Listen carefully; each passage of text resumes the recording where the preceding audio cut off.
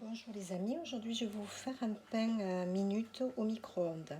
Alors pour ça il faut 18 cuillères à soupe de poudre d'amande, du sel, 6 cuillères à soupe d'huile d'olive, des graines, moi j'ai pris de la sésame là, et 6 œufs. Voilà, donc on met 18 cuillères à soupe, 1, 2, 3, 4, 5, 6, 7,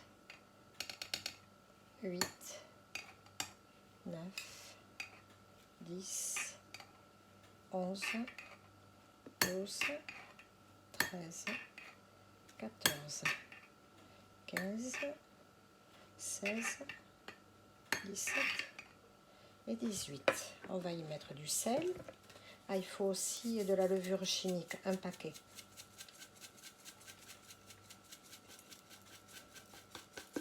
Voilà, à peu près ça de sel. Je fais pas tout à fait une cuillère à café.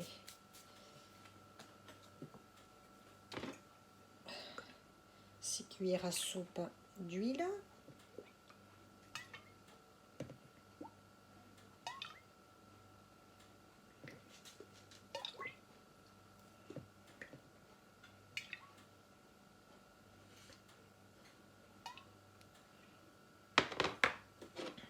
J'ai mis un peu de graines de sésame, mais vous pouvez y mettre d'autres graines, ce que vous aimez.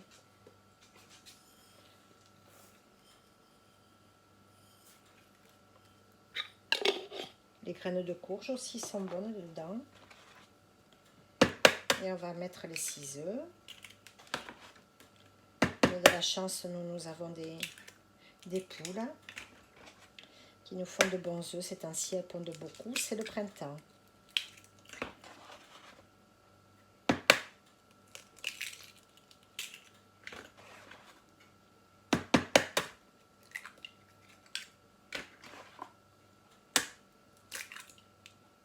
Voilà, 6 œufs.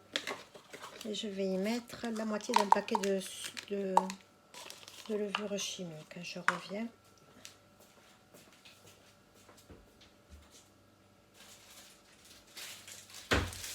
Le paquet fait 11 grammes, donc 5-6 grammes, hein, vous voyez. Moi, je fais au pif.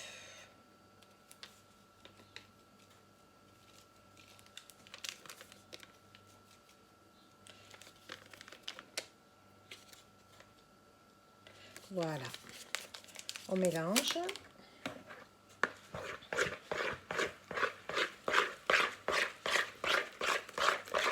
C'est un pain qui se cuit très vite, en 8 minutes, puissance maximum au micro-ondes. Vous pouvez peut-être le faire cuire aussi au four, je n'ai jamais essayé.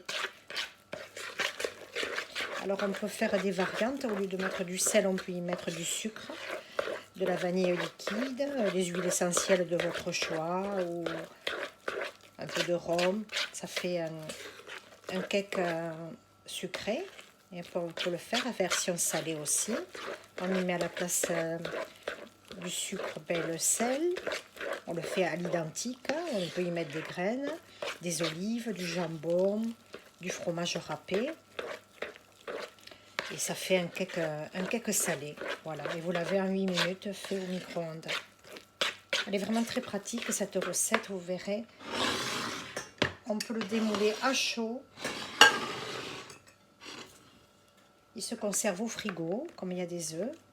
Et on peut le trancher, le mettre aussi au congélateur. Voilà. Là, j'utilise un moule en Pyrex. Un moule en verre pour cuire au micro-ondes.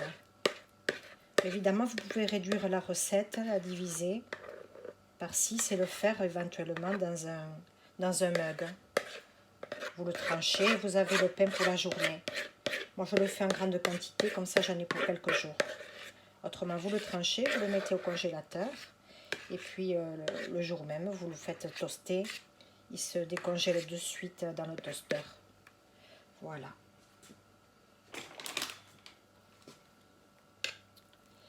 Il n'y a pas besoin de beurrer, de huiler le moule. Hein. Il se démoule facilement.